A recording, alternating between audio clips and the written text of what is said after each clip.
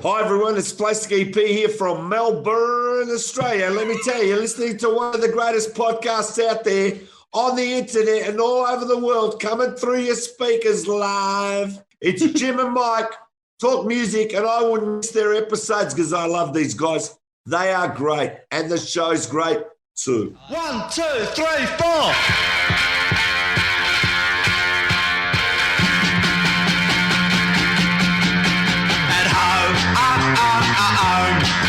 All alone, no one to turn to, no one to turn to. At home, please stay with me. Hello, no one here with me. No one to turn to, no one to turn to, no one to turn to now. And I say, hey now, ooh now, what you gonna do now? Hey now, ooh now, you're feeling blue now. Hey now, ooh now, what you gonna do? What you gonna do? Without me, without me, without me, yeah. At home, what you by my side? Hello, don't run and hide, come on and love me. Today we have a very special guest with us. He is a worldwide legend from Melbourne, Australia. In the last year and a half, he's done over 500 live Facebook shows, and he has interviewed many great personalities from Leslie Cavendish, Paul McCartney's barber, to Suzi Quatro, to Chris France from the Talking Heads. His band, the EPs, have released over 70 albums. Let's welcome to Jim and Mike Talk Actually, Music. 100 original His songs. band, the EPs, have released over 100 albums. Let's welcome to Jim and Mike Talk Music, the biggest monkey fan in Australia, Mr. Plastic EP. Yeah. Let me tell you, I love being with you guys because you guys rock, and you know that. Thank and you. I found you on the net, and I said, these guys have got something very special happening between them. And the way you Thank guys you. look today, I don't know if I've gone back to the 50s or I've gone back to the 70s here in Australia. Yeah, and then we used to have the ones with the mullets in the 70s, and you guys are wearing mullets from the 70s. I don't know if you know that. This Look, I have a drink here. I know this isn't Australian. Yeah, that's right. Foster's, well done. It's like an oil can. yes. I put this in my car. That's it, exactly. It Did you goes a just little buy that faster. especially for the show? I'm going to spell it. Did you buy that especially for no, Jim? Oh, we can hear it. Yeah, there There it we is. go. Okay. But this wig I'm wearing actually is it's an Elvis wig, but it would be Elvis after a hard day's night. I mean, after something going on, because it's looking pretty rough. Unbelievable. You guys went to a lot of trouble. I'm going to say I love your logo there and the picture of both you guys wearing those glasses. Looks like you've Thank just you. come out of the mountains, chopping wood. Yeah, it was cold that day. Mullet. It's a blonde mullet for our viewers. Jim's wearing a blonde mullet. It's Also got to say, pretty you know, in rough. my fridge here, you showed the Fosters, right? I've got the Yeah. Stella in my fridge. Stella beer. Have you seen Yeah. Stella? Yeah. I've got Yeah, I a drink Stella. that. Do you want me to go get it, show what it looks like, or you're all right? Yeah, we're good unless Yeah. you want a beer. I don't care. so for you. No, but I'm it's, trying to say, you know, that you pull out the Fosters, that's a real Australian welcome here. The only thing Right. I'm sorry is I can't go in my backyard and ride my kangaroo. I said, just fix the damn thing. Keep my private life out of it. And Hey, so for you, it's you know, so for you. I love exaggerating things to the Americans. I mean, don't get me wrong, but they believe me. If I told them I had kangaroos in the backyard, they'd believe it. If I told them I'll get a kangaroo and I'll ride it down New York, down Main Street, they'd believe me. I don't know if you can ride a kangaroo. But let me tell you one thing. I got to clarify this myth. Yeah. Australians are very rugged. Like, you know, you might yeah. see a spider. You might see a spider this big, no fear. You might see a snake as big as an anaconda, you know, coming into your house. If you live in Queensland or something, no big deal. They get it. They take it outside. They don't care. They adapt to everything. You got no idea. I don't know if you saw this YouTube video. There's a kangaroo that's got his dog. Now, you got to understand, Australians love their I saw pets. that. They love their dogs, you know? This kangaroo's got his dog in a headlock. He's taken off skin off the dog. And this kangaroo jumps up like he's going to knock him out, like it's wrestling. And the Australian guy goes whack and whacks him. Yeah. The kangaroo. Yeah, punches him in the head. Yeah, it's all and then he takes off. Have you seen that video? Yeah, Yes. Punches the kangaroo in the head. I said, it doesn't look Punches real. the kangaroo in the It's almost unreal. face. Yeah. Hey, so it's morning for I mean, you, that's right? how much you love this dog. That's how much you love this dog, man. Run straight to the kangaroo because the kangaroo's got the dog in a headlock with his paw, and then the kangaroo jumps up and makes the muscles like he's ready to knock him out, and this guy just goes bang straight in his face, and the kangaroo goes like that, and then jumps off in the bush. Yeah. Hey, since we're speaking of dogs, what about the phrase from 15 years ago? Dingo got my baby. You know about Dingo got my baby? No, I don't want to get into all those things because I don't want to get into the actual thing, but I can tell you that I believe that dingoes can actually take babies. Mm-hmm. Yeah. Yeah. Can happen. Because you don't understand, when an animal's hungry, I mean, you know, I don't want to get into it, but they could eat anything. I'm being honest. It's like, you know, I've got my own opinion about different things. It's about UFOs too. I mean, you guys probably watch the sky every day, waiting for a UFO to come and take you away somewhere. Yeah. Yeah. I look at the sky a lot. I'm scared. But you know that Roswell? I believe that. They live among us. Don't you guys believe that? Yeah, And they the US live among government us. should tell everyone about Roswell, what actually happened. No, I believe there's life on other planets. Yeah. And they could be here. You know, the morning there, moon right? landing, I don't want to get into that too. No, I'm not getting into the moon landing thing. No, we won't get into the moon landing. That's USA all the way. People don't. Yeah. I don't want to say too much. The flag waves, there's sun in their, you know, their glass. I won't say too much. But you got to understand, 1969, I saw it live. On the 20th of July, I saw it. I was at elementary school. And what'd you think? And the black and white TV that we had, you couldn't tell if they shot that out in the street or they shot that out in the Arizona desert. Because it's black and white. You couldn't tell anyone for that time. I've been to Meteor Crater down in Arizona. I visited Meteor Crater in '97, and that's where they were training for the moon landing, and it really looks like a moonscape. I mean, you could do a film there. All I'm saying is, I don't know, but, you know, what do you want me to say? There's so many things out there, but let me tell you this. You cannot believe everything you hear in the media, especially now. As I said, I switch off the TV. I'm watching A Hard Day's Night. I'm watching Help. I'm listening to the Monkees. I'm listening to the Beatles. I'm listening to Elvis. I'm on the internet. You know, like, I don't want doom and gloom. I want happiness. You've got to make your own happiness in these times. Like, you guys, you look like you've been collecting records from the 70s. Would I like to say that? Speaking of that, this is way too hot. Yeah, this is going. This is going. Get rid of the wigs. Yeah, Remember, exactly. take the skinheads bowling. There's a cool change there.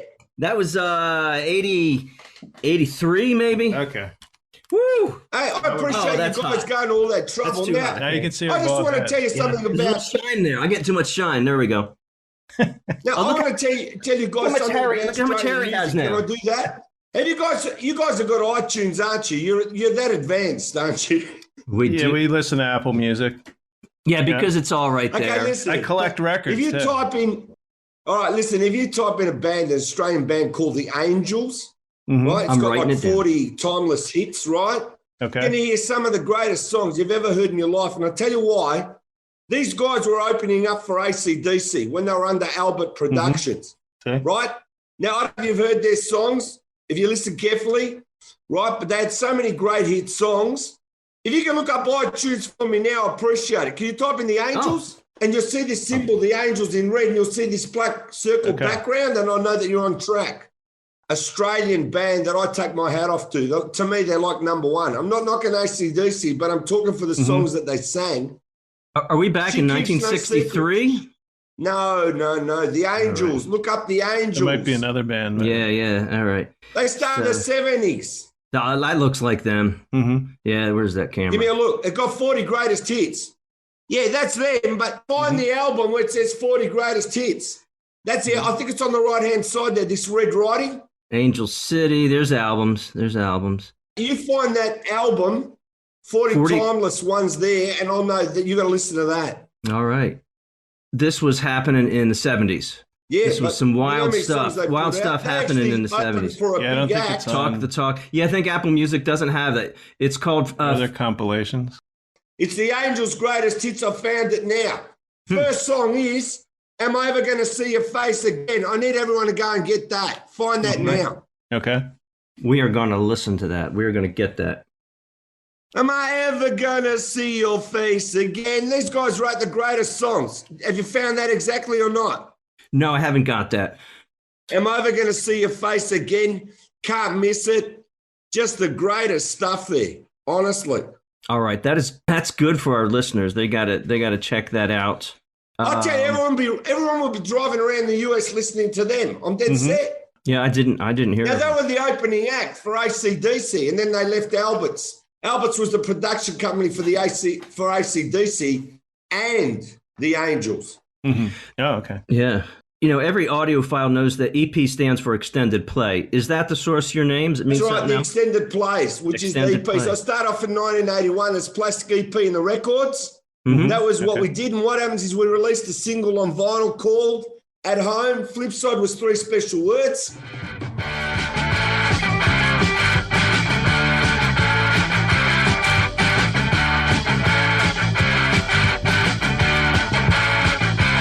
You know, no other boy means more to you. And no other words are important to you. These words are made for me and you. 3 special words. 3 special words. Of I love you. Of I love you. Really do, really do. Then we go to make our second record, which is going to be called When You Want to Make a Record, I'm Not Coming Back. And what the story is, we did the song, all done. We go back to do some minor edits or whatever, and the master taste has disappeared. So here's the irony now. It's 1981. I've got a song called When You Want to Make a Record, I'm Not Coming Back as the second single. Can't release it. We walked out with cassettes, thank God. And then in 2018, they released it here in Melbourne, right? Xerox Records. They put out like 1,000 copies, released it worldwide. It sold. And that was released like 42 years later. You can do the maths from 1981 to 2018. Yeah. They released the missing second single. Then what happens is within that year of 1981, I said, listen, Plastic EP in the records, it's too long. It's like Cliff Richard in the Shadows because we're doing like punk music. And I said, now I want to do pop music. So let's change it to the EPs, the extended play. So you go to iTunes now, there's 100 albums there, the EPs. THE space EP apostrophe S. That's right. So then I do this song called Forget All I Said, a song that I wrote when I was 8 years old, but recorded it when I'm 23 years old, right? So it's 1982. And that's the third single that became the second single, right? And then we went from there all digital, and I haven't stopped writing and recording songs. So what happened to that? What happened to that lost master from way back then? Who took it? Well, as I said, we had it on cassette, and it was mastered off the cassette before the cassette sort of like vanished. Yeah, somebody's we were smart enough to have it. We had it done and released in 2018. Yeah, it's released on vinyl. Wow. And if you go Bandcamp and look up Xerox Records, they've probably got the download there. And if you go to YouTube and you want to hear the song for free, type in When You Want to Make a Record by Plastic EP in the records, and somebody's got that record and made it into a video of the whole complete song. And you hear it. The songs that come out of the speakers. Because what happens is 1981, as I said, the band I had, Plastic EP in the records, punk is like, you know, we're 6 months behind England. We're always behind in Australia. You've got to understand that. We're always behind. So we come out and we're doing punk. We didn't care. We thought we were as good as anyone in the world. So we come out with these 2 singles that you've never heard in your life, and they boom out of the speakers. Like, you know, my voice is like banging your face. If you go to this site called Wallaby Beat, they do the history of the Plastic EP in the records, and they go, these guys are like musicians that are like deranged. Plastic EP sings on top of the notes. He doesn't actually sing the notes. These guys are like one bun short of 6 or something, right? Like, you got to read the writer. It's like unbelievable. Look up Wallaby Beat, and it starts. Plastic EP in the records talks about the first single, At Home, 3 special words. Then there's another page dedicated to Plastic EP in the records, we want to make a record, I'm not coming back. Then there's another page dedicated to the EPs, the third single, Forget All I Said, Secret Love, when we went pop. So those three things have been, how can I say, documented, and it tells you the history of us from then. You know, and from then I haven't stopped writing songs. It's like, you guys got to understand. Okay, in 1964, the Beatles are the biggest thing here in Australia. They come in, I'm 6 years old. What do I know? You turn on a black and white TV and all I see is screaming. I don't know. Yeah, I know. All you could hear was the scream. You couldn't even hear the words. No. I didn't even understand, you know. But what I'm trying to say is those songs were so advanced for their time, even in 64. You know what I mean? Oh, yeah. And then comes 1967, because I want to put everybody in the timeline, unless you live the 60s. No one knows what you're talking about. So 1967 comes along. My birthday's on the 9th of July, right? In July, the Monkees and Batman are shown for the first time in Australia, black and white TV, 2 weeks apart, right? The Monkees come on. I'm 9 years old. So now I understand music. I understand music. I'm going to elementary school, which we call state school in East Hawthorne, right? It's a suburb here in Melbourne. Yeah, so your brain is more advanced musically than your peers. Yeah. And basically the Monkees come on and it's like bang, the song She, theme song from the Monkees. I'm Not Your Stepping Stone. I remember. This is what I'm talking about, pop culture, right? I was more concerned with music coming out of the US and the UK than I was to going to school. This is what you understand. I was soaking it in at that young age. And to me, the greatest songwriters were Boyce and Hart, who wrote all those early hits for the Monkees, Last Train to Clarksville, Valerie, right? I'm Not Your Stepping Stone, Mike Nesmith. They were my major influences. But let me tell you, it doesn't matter where you start on this music journey. You're going to end up at the Beatles as well. I tell this story because it's true. I remember being at elementary school, standing in the middle of my oval, sports ground, right? 1967. I'm 9 years old. And for the first time, someone has a radio and they play I'm the Walrus. And I thought I was listening to someone from Mars. From outer space. I remember that day. Like it was yesterday. Baby. I've never heard anything like it in my life. And we're talking the original time it got played. This is what people don't understand. You don't know what weird is to the weirdest. Australia was conservative, you know. Hair, dress, shirt, tie, go to school, you know, so conservative. And here comes the Beatles with the song coming out, mellow yellow, dead cut, dripping from a dead dog's eye, right? Custard and all this. From a dead dog's eye. Stick it up your jumper. Now, I've got to explain something in Australia. We know in America, you call it pullover. But when he's saying oompa, stick it up your jumper, we know exactly what he's saying in Australia. What's he talking about, my jumper? You know what? Weird jumper. I still can't get over it today. And these people are all Beatle fans now. I don't care what generation you come from, but unless you experienced it, like I did firsthand, I mean, it's like the Monkees. I experienced the Monkees firsthand. I don't care the generations that love the Monkees now, but I've got to go back to my memory because this is where you're going to stand. Pop culture, I'm living it. I'm living it and soaking it in. On our podcast, we say the Beatles every time. And I'm on the internet and I'm interviewing people. This is something that I was born to do. I was born to do it. But that's what people understand. That was my life. It wasn't going to school or what I'm going to learn. I'm learning from the 60s. I remember the first day Pretty Flamingo came on by Manfred Mann. I remember the first time Yummy, Yummy, Yummy on the radio and there's nothing like it in 1968. I go, what? You know, what a song, you know? It's like the impact you got from the AM radio back then. Australia was very conservative. And as I said, your radio. Yeah, AM radio. AM radio. AM radio. Yeah, no stereo coming out of that, I believe. It's just coming out of that stereo. We didn't have color. Do you know we didn't have colour TV in Australia until 1975? Yeah. Really? Wow. We're watching H.R. Puffin stuff in black and white. We're watching Kevin Island in black and white. We're watching Star Trek in black and white. But let me tell you this. We couldn't afford a TV guide. So what happens is I'm a young kid, 8, 9 years old. I don't know what's on. Yeah. I have to change channels. There's no such thing as Oh, yeah. light. Oh, yeah. You get your pay for exercise it. walking up to the TV every 5 seconds. Yeah. Walking up and changing that channel. On the TV where you held the aerial in your hand. Yeah. 13 channels, right? I think it was 13 channels. No, we only had 4 channels. 13, let me tell you, it was like a coil that you had to hold it up and be the actual human aerial to get a picture. I'm not talking America here. I'm talking Australia. You know, that's the days, you know. And I remember the first time the Ken doll came out. Ken, you know, Ken and Barbie? My parents bought me a Ken doll before G.I. Joe. Who wants a Ken doll? Like,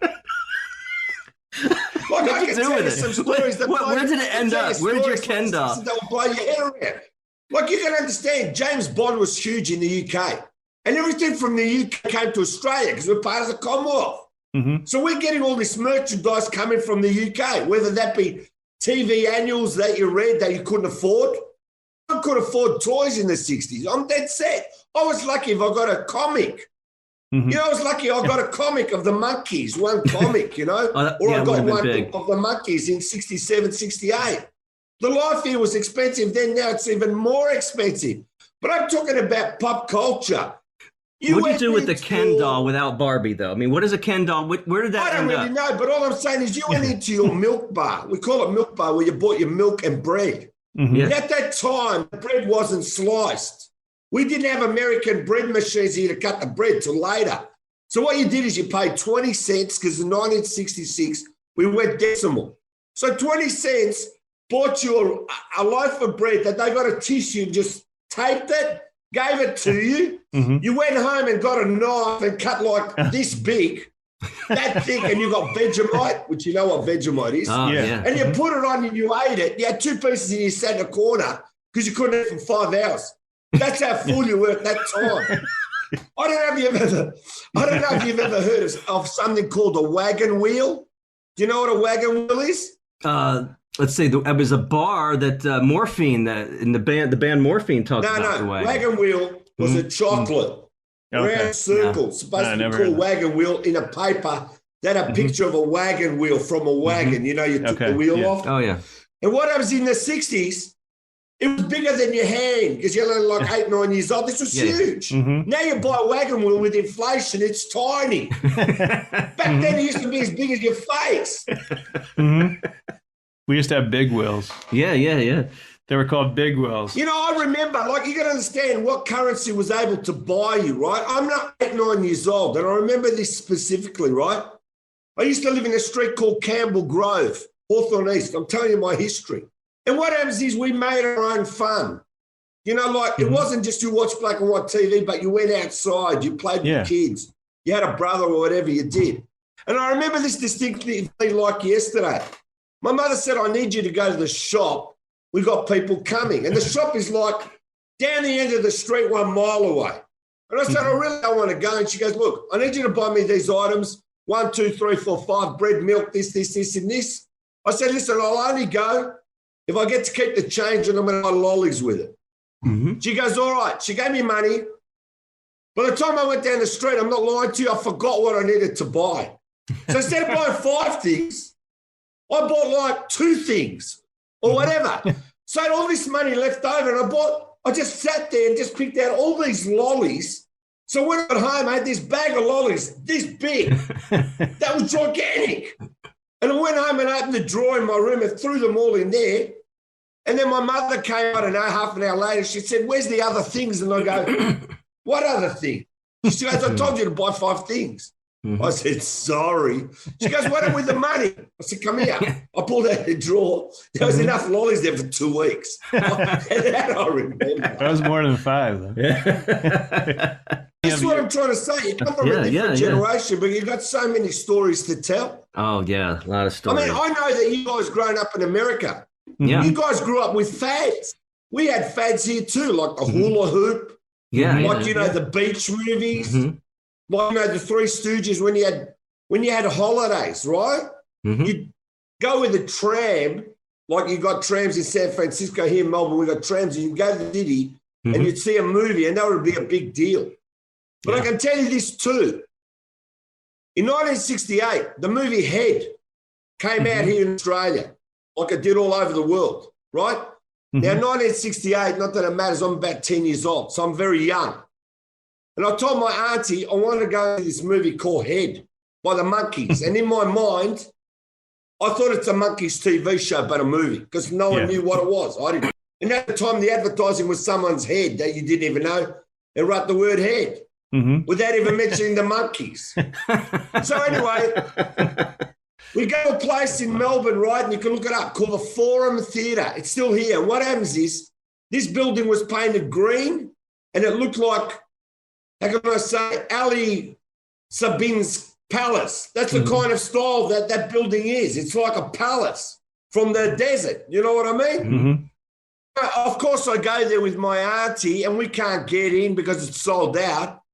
So now I can't get into the Monkees, and I'm like shattered, like my life has been destroyed. So what do we end up doing? We go and see a movie called Angel's Tread Where Danger Follows or something, right? I remember that. And Bobby Hart and Tommy Boyce wrote the theme song to that. Oh, okay. It's where Angel's Tread Trouble Follows, right? So I go and see this movie about nuns instead of seeing the Monkees, and I'm like distraught. Father Plastic EP. Same thing with the Monkees. I've got to explain to you what happened in Australia. 1968, we see the TV show 33 1/3, and then Peter leaves. You know, Peter just disappears. No one knows here in Australia. No one told me. And then the Monkees disappear. No one told me. Yeah, we're only on for 2 years. What happened to the Monkees? And I don't know if you've seen that cover, 1969, the psychedelic one, that's got the pink writing on a black sheet, and there's no picture on the front, no picture on the back, and you're going, where's the Monkees? Where'd they I go? don't see the Monkees, you know? I just see the Monkees greatest hit. Where's the picture of the Monkees? That was like abnormal there. How you going to not have a picture of them there? Right. How can you not have a picture of the Monkees? And I know the story about that because I actually interviewed Nico Kolos, who did the cover for that, and he also did the mummy and daddy picture for the Monkees. Okay. Right, he told me the story about why there's no picture of the Monkees. But in New Zealand, there's a picture of the 4 Monkees. I've got it upstairs, but they pulled the plug on it because Peter had left the group. But they manufactured some, and it went to New Zealand with the 4 pictures of the Monkees. And here in Australia, we got a black space. Yeah. I've got to tell you this because this is what psychologically damages you in pop culture when you actually live it. And you're going to wait like 50 years to find out why there was no picture on the black cover. So you have an extensive collection of Monkees memorabilia, don't you? You have a great collection. I got everything. I got everything I need. My monkey collection is bigger than my Beatle collection. But let me tell you, I got the rarest Beatle comic in the world. Okay. It's paid 20 cents for it Australian, and it's the how can I say? It's the export edition. Sold in England for two shillings 7 pence or something. I got that. I just happened to pick that up on my way while I was picking up Beatle clips. My problem is here, where I am now. I got so many collectibles next to me now, right? Like, you got no idea. Here's an original 1969, the Archies. Yeah. Right, Jingle Jangle. Now, the reason why I got this here is the original that I own, right? Yeah. I picked it up as well. But what happens is I interviewed Tony Wine, who sang on it. Okay. She sings the opening lines to Jingle Jangle. She sings on Sugar Sugar. Yeah. I mean, these songs, not only are they evergreen, they got more relevance now than before. I don't put a date on things. If it's a great song, it's always a great song. It's funny. It's funny because there's a show called Riverdale, which is about Archie and Jughead. Wow. And Jingle Jangle is a drug. On the TV show. Jingle Jangle. Yeah. So is it like a pill? Have you heard of that? Have you heard of Riverdale? Riverdale. Oh, no, I didn't know. I've heard of Riverdale. I've heard of the comics. I haven't heard of the actual show. It's a TV show. It's like, that's really hard to get now. That's 2 CDs. Have you seen that, the anthology? It looks like a TV, 3D. Oh, yeah. Cool. That's really cool. Have you ever seen this stuff? Do you have a No. museum where you can charge, people can visit you and see this stuff, or is this all in your home? No, I'm being serious. In boxes. I saw that look. I'm being serious.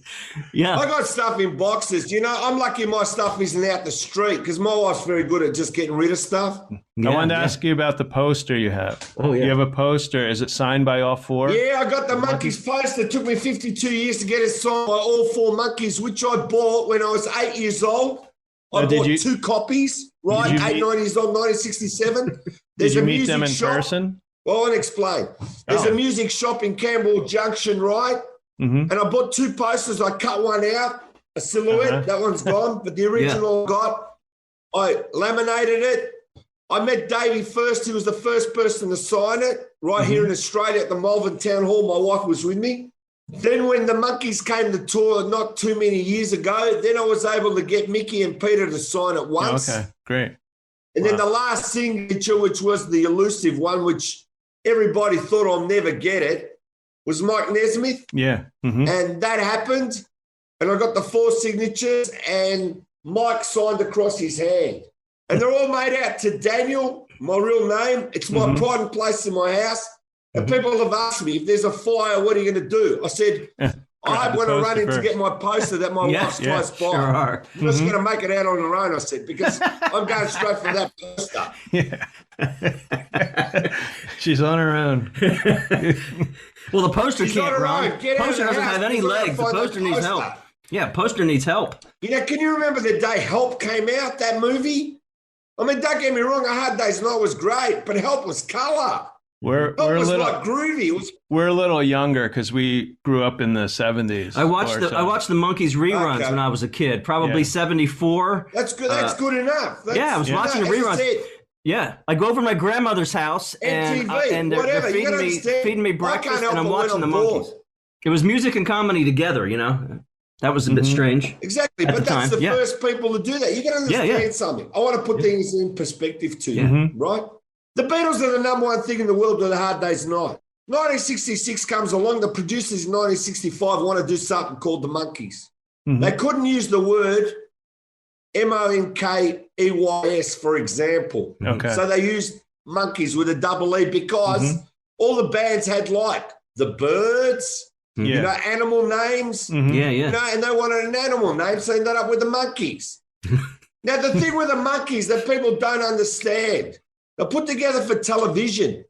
Yeah. But that was the first time, this is the most important thing, that the record company got together with a film company, had an assault on the world. They had this machine behind them, which people don't understand. I think in the first year, they pulled in $20 million gross worth of merchandise, right? I've read different things. That's the machine. What I was told. That's the machine. Now, nobody, not even the Beatles, that machine, right? This is the first time it's a full-on assault. This is even the first boy band before boy bands and even videos. They did videos in a TV show that no one did that they called drops.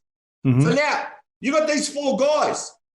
But these 4 guys, they're not just 4 actors. They're 2 actors and 2 musicians, and they cross over, right? And they become actors, musicians. And then it's full on. They go from being, let's say, TV band to a real band. They go and play 200 concerts live. It's like, you know, they can't underestimate the power of the Monkeys because the 4 of them together is what made it. Those personalities, those guys are going to get so much credit. It's not a matter of any 4 can do it. That's crap. These guys, even Mickey, was playing guitar in a group before the Monkeys. So what happens is these guys are musicians. David was playing on Broadway. He was singing. You know, it's like, these are not like, let's just try. This was like very contrived, you know, setup. We're going to attack. We're going to do this. We're going to do whatever we do. And the music, this is the funny thing. The song Last Train to Clarksville was released before the TV show and went to number 1 before the TV show. Wow. Yeah. Wow. And not only that's that, incredible. Credit to the music. 1966. Yeah. They got nominated for a Grammy Award. Yeah. And in 1966, they got nominated again for a Grammy Award. You don't nominate a group for a Grammy Award or Song of Music or whatever it is unless you're very good. Yeah. So it's only now, I'll tell you now, 2021 that we live now, the Beatle fans and everybody is taking another look at the Monkees and realising, hey, the Monkees really are great. Mm-hmm. And two of them have passed away now. Sadly, they're not with us now to see all this, right? But I'm going to tell you, what they did is they put out entertainment. Do you know how hard it is to do entertainment, that kind of entertainment? To be filming 12 hours a day and then going to record in studio, to do all these multiple tasks. It's not easy, and it was non-stop. Yeah, I still remember them running around 50 years ago when I saw them. The Monkees are unique, and the Monkees never had the Beatles sound. They never copied the Beatles. I disagree with that. I think the TV show kind of copied the Beatles movies. Yeah. The way it was filmed. It could have been said like that, but let me explain. The Beatles movie, they didn't live in a beach house. True? They didn't live in a beach house. It didn't have an American sound. No. Okay? You can see something and say, hey, that's great.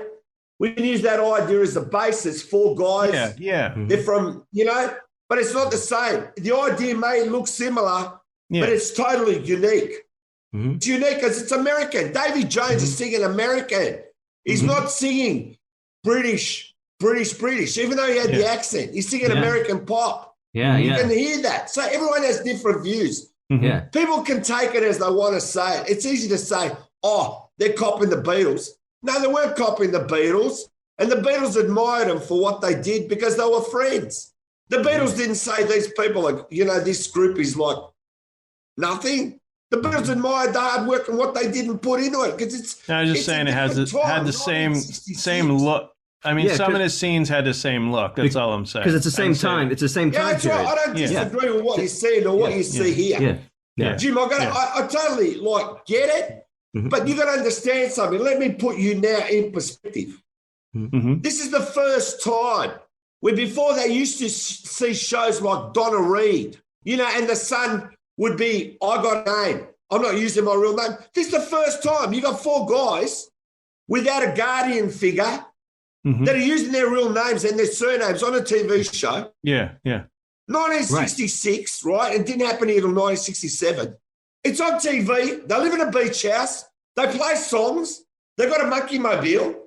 They were who they were. They got a monkey mobile. At 8 years old, I tell you. At 8 years old, didn't matter who played on the record. No one cared back then if it was the Wrecking Crew who played guitar or who did what. When you saw the Monkees, they were so believable that I actually thought they really live in the beach house. I actually thought they really did drive a monkey mobile and go shopping. I really did think that they sang the greatest. Because it was a real name. Because today, you don't know who's playing on the record. This is what I'm trying to say, reality. That was the Beatles had given up the teeny boppers.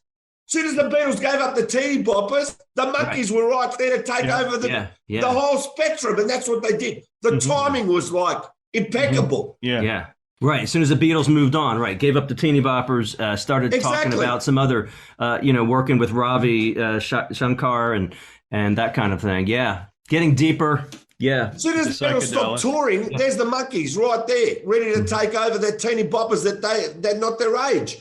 And what happens is the Beatle fans were always older than the Monkey fans. Yeah. So your brother and sister listened to the Beatles, but you came along and, hey, it's the Monkees, Hey, it's the Monkees. That's what I said. I remember going to school. That's true. I remember going to elementary school in 67, and I'm a Monkees fan, and I'm proud of it. And there's Beatle fans looking at me like, something wrong with me because I like the Monkees, Well, and they're Revolver and Sergeant Pepper, and I'm like going, I'm not your stepping stone. I didn't give a shit, quite frankly, I remember. Cheer up, this is the great thing about being 8, 9 years old. I remember walking to school, and I'll tell you, the words to she, the words to she, that was the current, the big song. She told me that she loved me. So I'm walking to school every day singing she.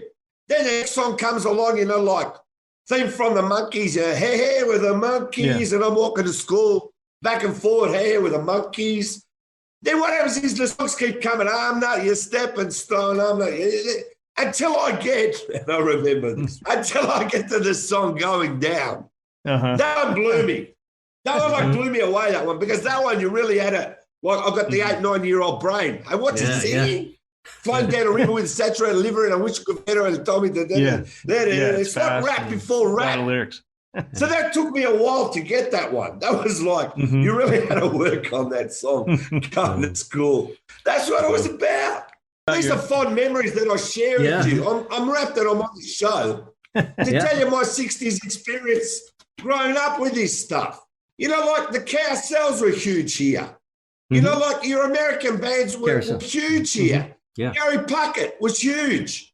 The Archies, huge. You know, like we got it all down here, but it didn't happen the minute it happened in America. We've always been behind. It's only now we've got the internet.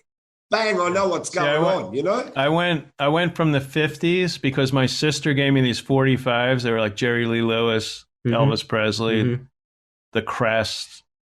I went from the 50s then to, it would have been the 70s, like 1975. Kind of skipping the 60s. It's pretty weird, But I knew about the Monkees before the Beatles. I was a Monkees fan. I still am. All the way. But I like both equally. Well, I hope you start listening to Monkey Mania Radio. The 50th anniversary of the Monkees first being shown 12th of September 1966 is the big launch of Monkey Mania Radio. And if you what date is that again? Live 365. You can download the app. You can listen to the station now. Okay. It's going full ball. I'm going to have a show Saturday and Sunday. Okay. And we got so many other great hosts on there, like Charles Rosenet. Yeah, know him. We got Alan Williams. We got Doug. We got Ritson. We got everybody on there. We got Marty. We got everybody. I just don't want to get into it, but start listening to Monkey Mania Radio now. It's the only Monkeys internet station where you hear nearly everything. It's not just the Monkeys. You hear the people that write the Monkey songs. You hear the people that are associated with the Monkeys. So go listen now, Live 365. Download the app. Start listening to it now. It's out there. It's great. So let's talk about... You know what I like about you guys? You take in the pop culture and you sort of understand that everyone's got different personalities. And I appreciate that you give the platform to say things that you guys may not know. Right. You know what I mean? It's like you're allowing me to tell we're educating the listeners, on experiences. Yeah, right. Experiences that certain people have and the listeners have never, it's just otherworldly to them. Like you said, hearing the Monkees for the first time, hearing these other songs for the first time. It's just, it's a cultural thing. You know, it blows your mind, especially when you're 9 years old. Yeah, but let me tell you something that you don't know. When I used to walk along Taronga Road, I like telling you these places. Somebody might come to America and look it up. Yeah. Taronga Road, East Hawthorne, right? And Camberwell Junction is close by, right? That's another suburb where there's a junction where they've got shops. That's like a main shopping centre. But on Taronga Road, I went to a school called Auburn South State School. At my time, it wasn't a posh school. It's become a posh school now, elementary school. In the 60s, there used to be a Volkswagen station wagon with one of the biggest Monkees logos painted on the van. Because you know why? They were from the Sutex company that made ladies' stockings that sold Monkees stockings. Monkees women's stockings. Wow. And that's what that van was doing from 67, going up and down, delivering Monkees stockings. Look it up on the net, the item. I've got a pair. When you first saw that van, did you think the Monkees were in there? I didn't know what it was until I saw it a few times and I said this big giant Monkees logo going down the street. Wow. I mean, that's something you don't forget. It's like, I don't know if you know Mr. Whippy. Have you heard of Mr. Whippy? Mr. Wimpy. Toilet paper. That's Wimpy. Oh, that's Wimpy. W-H-I-P-P. No, I don't know Wimpy. That's how they sold the ice cream in the 60s. They had these little orange vans playing green sleeves, you know. And you went up to the truck and you bought an ice cream. Mr. Whippy had a big ice cream cone at the front of the van. Yeah. Anyway, where I live, I'll tell you a story. When I lived in Campbell Grove, this didn't have many children in my particular street. So every time I'd come out and I hear this Mr. Whippy going, and his battery, if it was working all right, you heard it normal. But if his battery was half dead, you hear it like, you had to figure out where this van was so you can go buy an ice cream. True. In the 60s. Yeah, you gotta use your perception there. Exactly. Figure out where it is. Where is this truck? You find the van's gone. You've walked somewhere for nothing. But anyway, what happens is at that particular age, I know where I found the courage, right? I went up to one of these vans once in another street and I said, listen, I live at this address, bang, bang, Campbell Grove, Hawthorne East. Come outside my house. There's so many kids, you'll sell so many ice creams. Yeah. And one day the van comes outside my house. So I just come out, buy my ice cream. But the whole street's empty. Ice cream broker. The whole street's empty. Here's my card, ice cream broker. And then he didn't come back again. That's a funny story, that. That's. It's Cliff. Who's that guy in the puppy span? It's Cliff. It's Cliff. Who's that guy singing on the beach? It's Cliff. It's Cliff. It's Cliff. It's Cliff. Who's that guy on a red bus? It's Cliff. It's Cliff. Who's that guy on a movie screen? It's Cliff. It's Cliff. It's Cliff. It's Cliff. Go Cliff.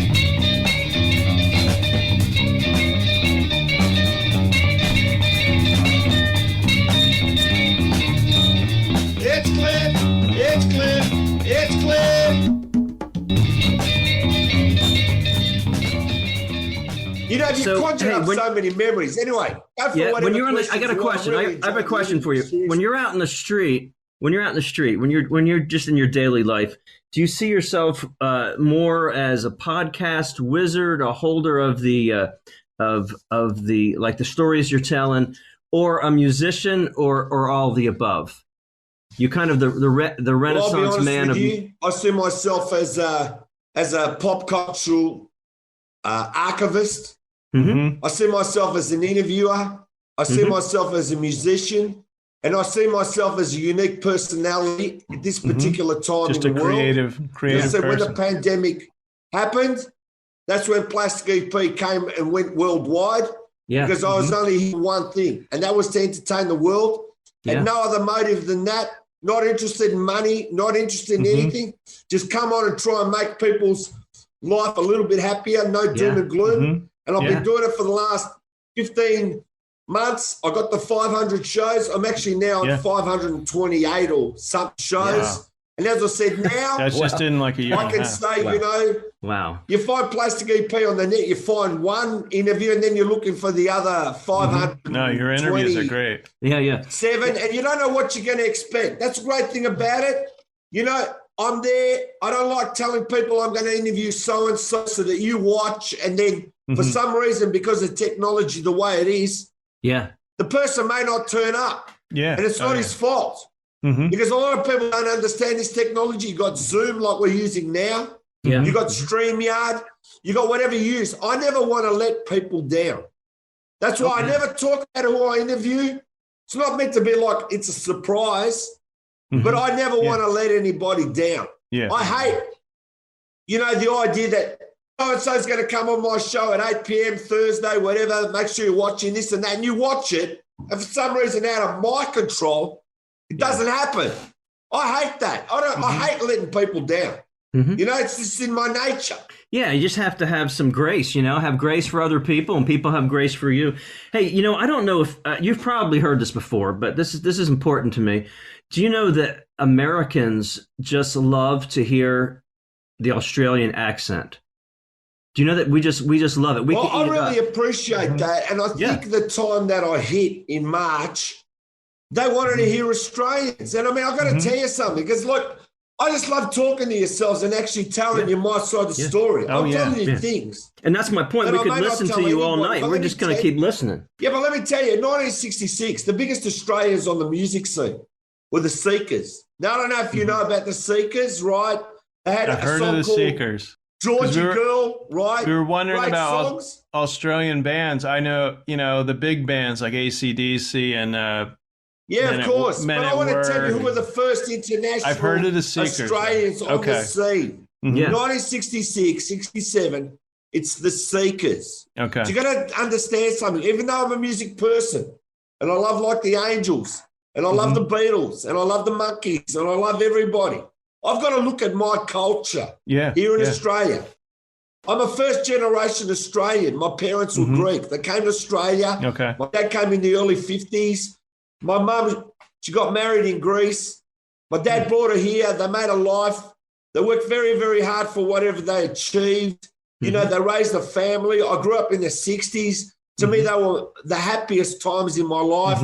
Yeah. This is another time now that we're going through, which is another chapter in my life. But what I'm trying to say is, getting back to your story, I am who I am because I've created myself from a long time ago, right? Like 1981, I was Plastic EP and a records. It's all documented. It's all there. I'm no instant success. I work hard at what I did. It's just that opportunity, right, in 2020 in March was like a needle in a haystack, and I had the technology to go, right, I'm doing the interviews. It was already in my mind I'm doing interviews. I had no doubt I could do it.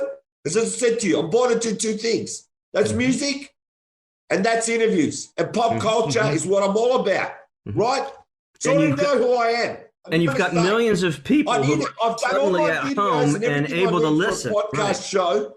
Previously, I'd done all my interviewing before the COVID. When I mean that, I got America. I've done film clips of me doing Hey Bananas, We Think You're Groovy. Bananas, we think you're groovy. Hey bananas, we watch a movie. Yeah. Drive your two buggies everywhere, just going crazy without a care. Hey bananas, we think you're groovy. Hey bananas, we think you're groovy.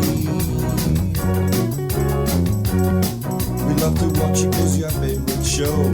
Hey bananas, we think you're groovy.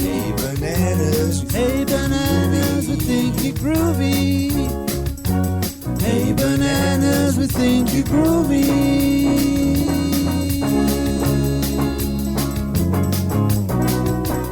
Na na na na na na na.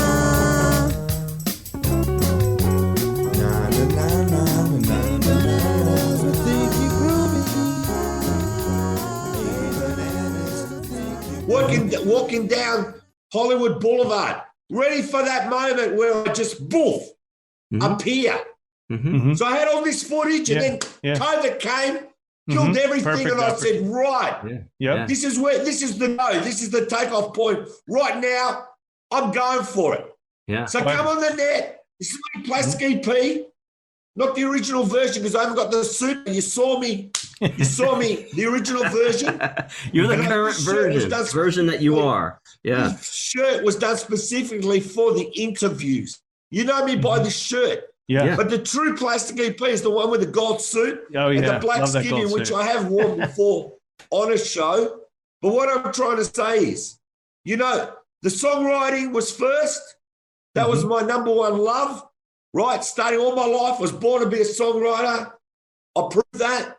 I knew I could do interviews. That was the second phase, and both went together. Yeah. And the difference between me, which makes me unique, first of all, there's no one called Plastic EP. Two, there's no one that looks like me.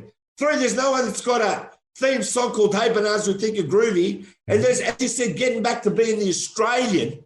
This is why I pay homage to the past. Yeah, I'm Australian, and I'm proud of it. And I'm a world-class Australian internet celebrity. And this is what people don't understand, because the internet is at its infancy. And you guys are celebrities too. Anybody on the internet now that's making a mark is an internet celebrity. But no one's going to tell you that. Yeah. The commercial networks aren't going to come out and recognize and say, hey, you guys are celebrities. We're watching what you do. They're not going to do that because I did an interview with Ivor Davis. I'll tell you the truth, right? Ivor Davis' claim to fame is 1964. He was in America. The Daily Express said, you're going on tour with the Beatles. For the first tour of America, you're going to be with them for 5 weeks, living in and out of this suitcase. Yeah. And you're going to write about the Beatles every day and send it to us so we can print it, because 3 million people are waiting for you to write every article in the UK.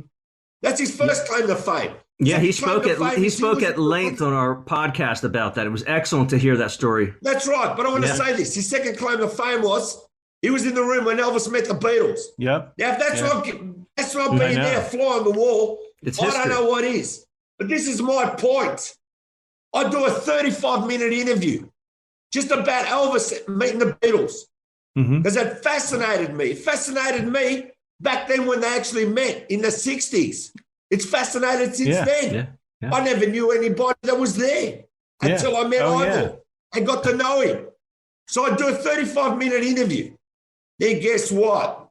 6 months later, here in Australia, commercial TV do a 5-minute interview with him. 7-minute interview on the same topic. Yeah, nobody probably knew who he was. What do you want to watch?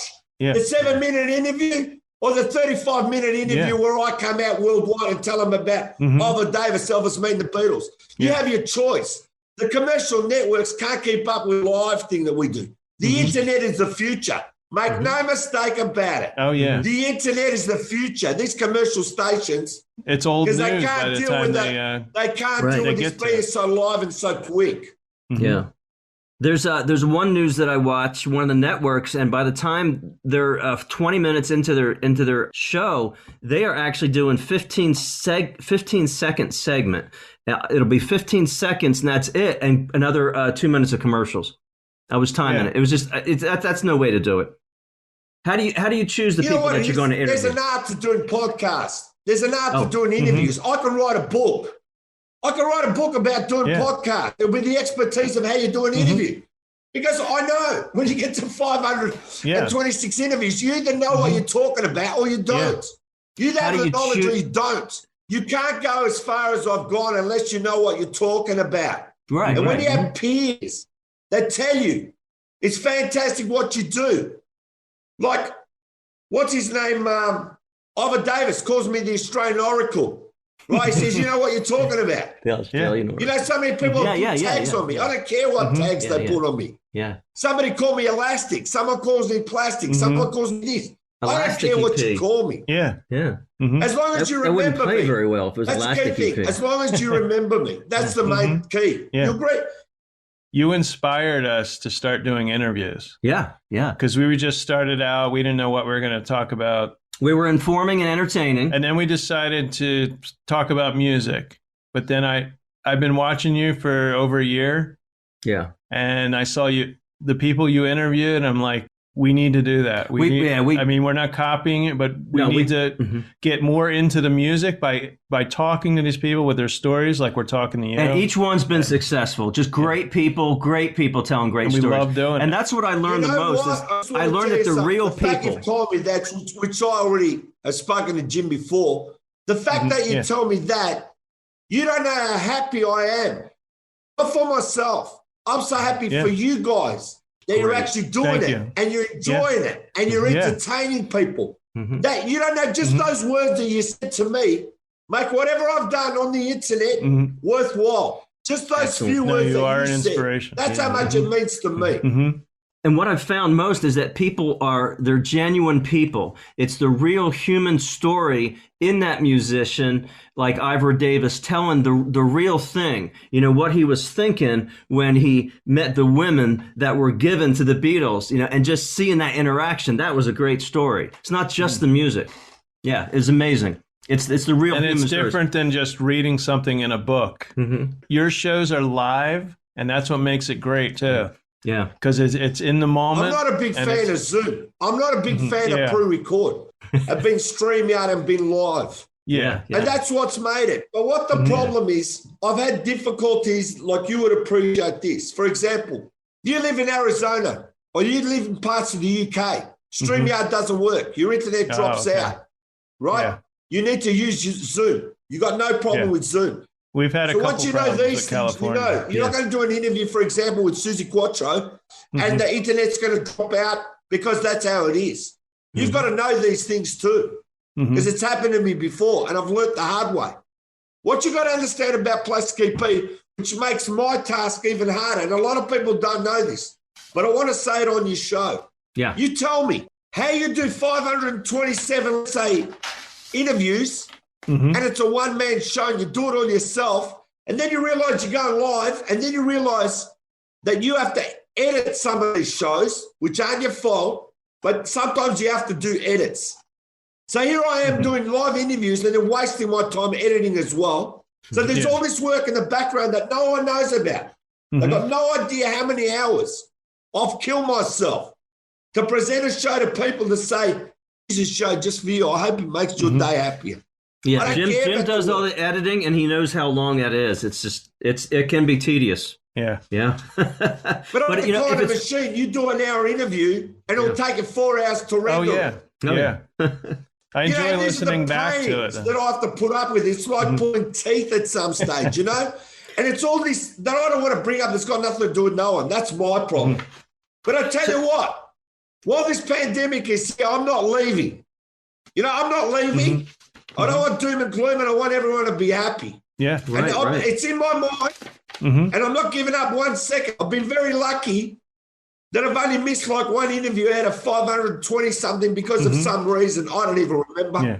But, I had to adapt to the time zones. That was the hardest thing. Yeah. I got 3 diaries full of interviews that I've had to do. Wake up 5 a.m., wake up 2 a.m., wake up 1 a.m., wake up whatever time they want, be there and give it to the people. And that's why I think people love me, because I'm not fake. I'm genuine. I'll say it as it is. You're who you are. And when I get the person on the interview, there's another thing I do. I don't waste people's time. I haven't got 25 minutes get into what I want to say. That's not me. You can turn that on anywhere you want. I get into the interview, we're on. We say the interview. They open up themselves and they tell me everything. Now, you've done so many interviews. Tell me something now. Tell me one that really struck you, where you, at your core, for who you are, you said, "Oh my God, that was great. That was a connection." Do you have one of those? Tell me. I'll tell you the greatest interview that I believe that I've done, that was done recently, that I take my hat off. That's going to blow your mind, and I don't even know if you've seen this interview. Michael Lindsay Hogg, the man that filmed the Beatles on the rooftop and did the Let It Be movie. Yeah. Here I am. I've done 500 interviews, right? It's never going to leave me. I've done 500 interviews. I've achieved what I needed to do in 15 months, 500 interviews. Interview 511, Michael Lindsay Hogg. The man has not given an interview since 2010. I do an interview with him with Chachi LaPret, Breakfast on the Beatles. He tells me things about the Beatles and the rooftop concert that I've never heard, that the world has never heard. Have you seen those 2 interviews, part 1, part 2? I have not seen that. Have you seen them? No, I didn't. Part 2. Have you seen those? Not yet, no. Okay, that sums it up for me. People can't keep up with Plastic EP. Anyway, to get back to my point. Yeah. Michael Lindsay Hogg is with the Beatles, and he says, you guys wanted to do this concert or do a live thing in Rome and in a Colosseum. You wanted to go on top of a mountain. You wanted to do this. And he goes to the Beatles and goes, why don't you do it on the roof? And the Beatles go, what roof? What are you talking about? Right. Yeah, do it on the roof here at Apple, on the top. It came from Michael. Wow. They went up on the roof and Michael Paul McCartney's jumping up and down thinking if it's good enough to do the thing. And what happens is then he tells you that when they're going to do the concert, this is why I don't want to get into too many details. I want you to see the 2 interviews. Part 1, part 2. Plastic EP and Chachi LaPret interview Michael Lindsay Hogg.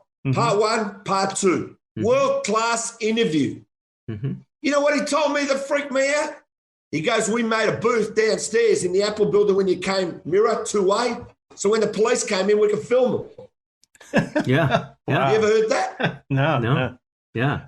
No, I'm asking. Otherwise, you wouldn't be able to film them. Then they would have shut them down. Yeah. So, thank you. So I'm not going to get into everything because I want to keep it as a surprise. Yeah. But this is a teaser for it. This is a teaser for the part 1 and 2.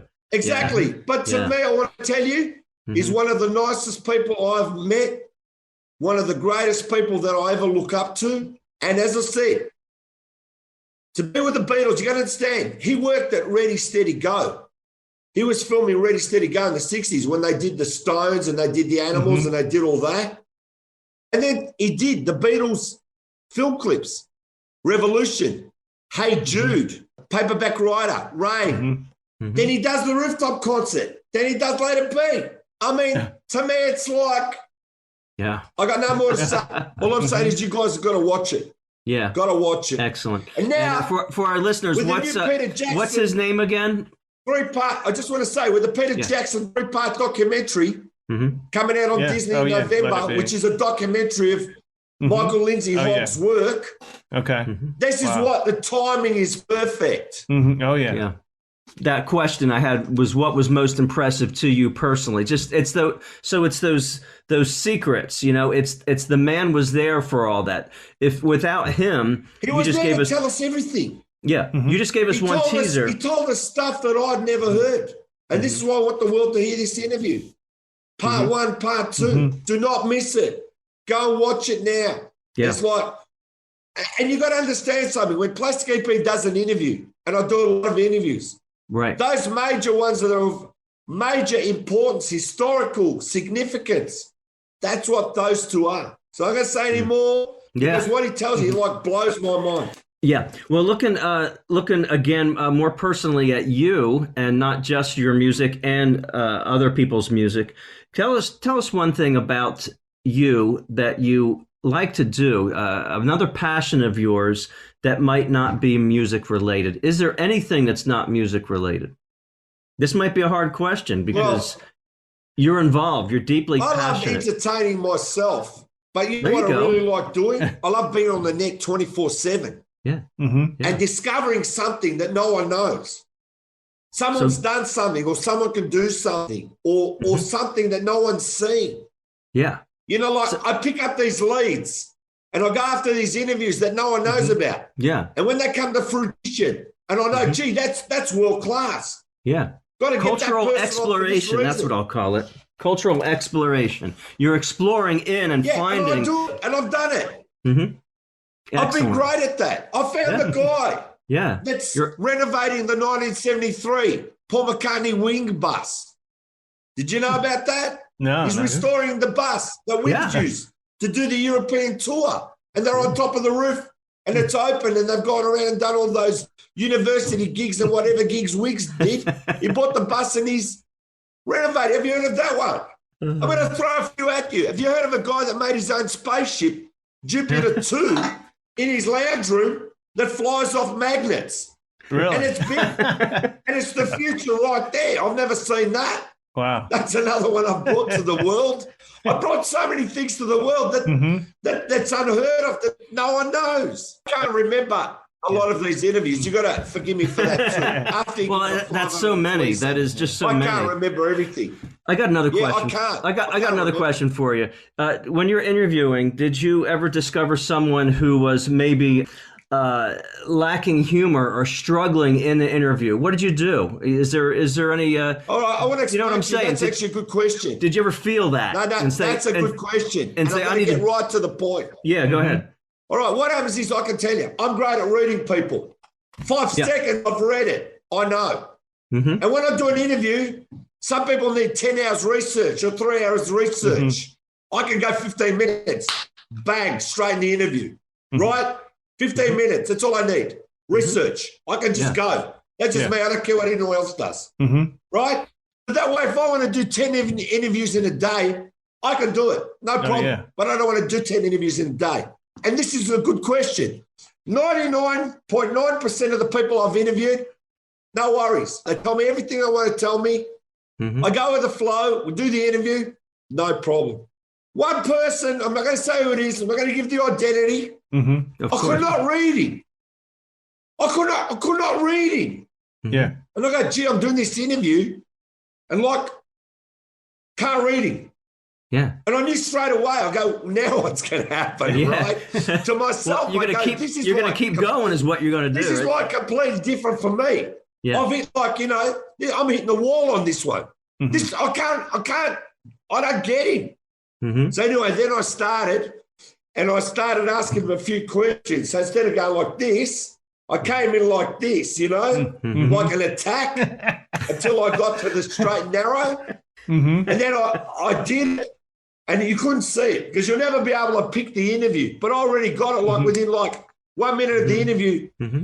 This guy ain't opening himself up. This guy and telling me what I want to know. They're going to come in from the different ways to get where I need to get, right? So you're saying that worked then? That worked for you at that point then? It worked. There's only one interview where it's sort of like, it was like I was naked without my glasses. It was like I'm exposed. No glasses. One interview. That's how I felt. No wedding ring, nothing. No one knew it. But then I started telling him things that was blowing his mind. And as soon as I started telling him these certain things about him, which I caught on to, he sort of like, bang, it's just like, oh, wow. Opened up like a flower. But that was like planting a seed and watering it, and you're waiting for a year for something to happen. Never happened to me before, only once. That was amazing. Yeah. And that's what I was looking for. So yeah, it happened very rare that one time. And it's only happened once. Yeah. It's only happened once.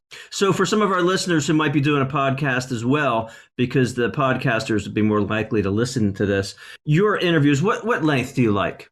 What's a good length? Have you thought about that, or are you completely open to long and short? I have thought about that. The ideal length between you and me is about 20 minutes. That's the ideal, you know. But what happens is sometimes I do shows and they go 2 hours, and some people watch it 2 hours. Yeah, but, we've gone an hour and 12. In reality, I want to talk reality. You know, I got a younger son. Right, and I put him in front of the TV, and he doesn't watch the net much. And I did a show about the Monkees, one of the Monkees albums, and I had a panel with me. And this is my son who doesn't care, right? He's sitting in the chair. I don't care. He goes, this is a good show. He's there 5 minutes. He's there 10 minutes. He's still watching. He goes, I don't know all this stuff.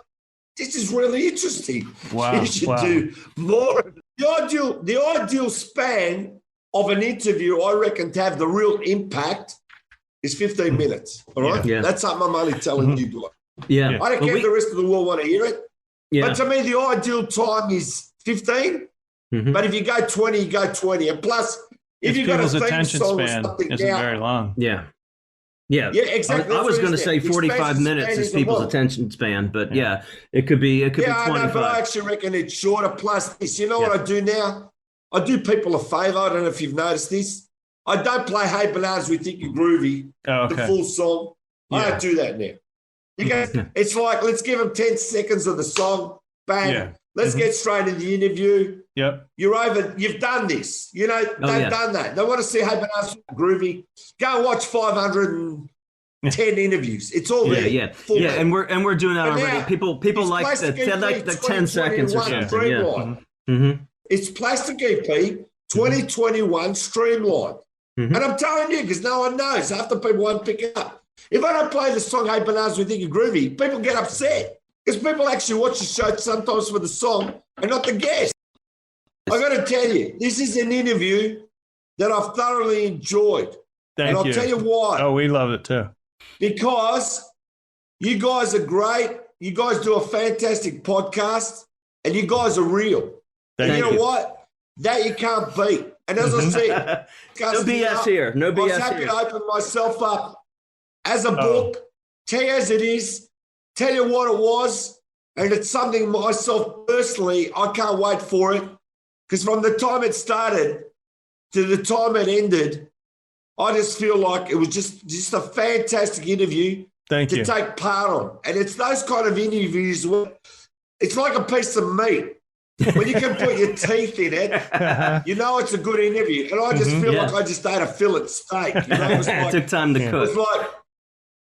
It was top notch. You know what I mean? It's like the Rolling Stones. You heard that song Off the Hook? That's a great song. When my friends ask me who I'm interviewing, I said it's a guy from Australia, and they say, who is he? I said he's a podcast wizard and also a musician. So that's where I start with it.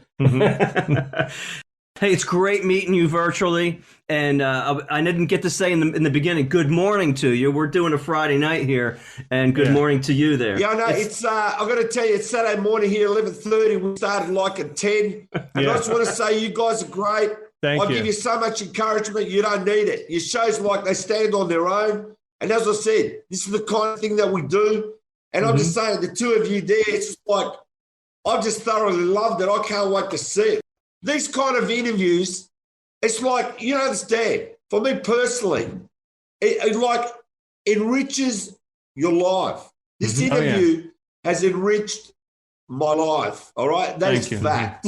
Yeah, Okay? touches your soul when you can communicate.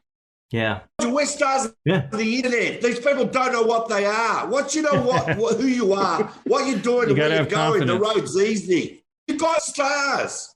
Thank you. Don't be intimidated by anyone out there. They're all human.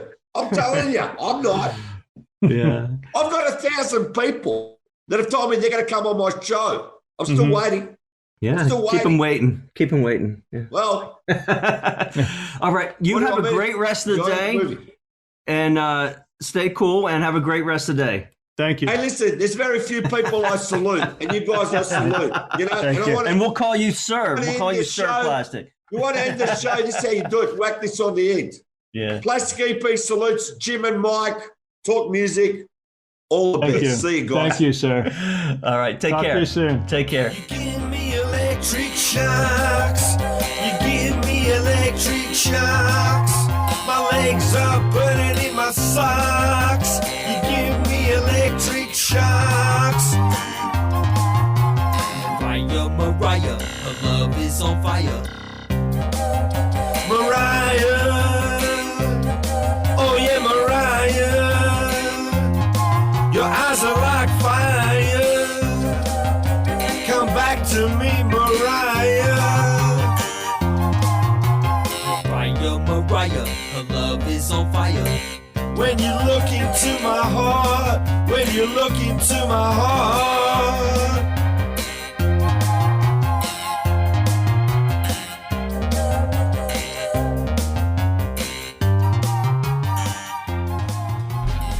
Today's interview was recorded on Zoom and at Did You Say 7 Studios in Washington, New Jersey.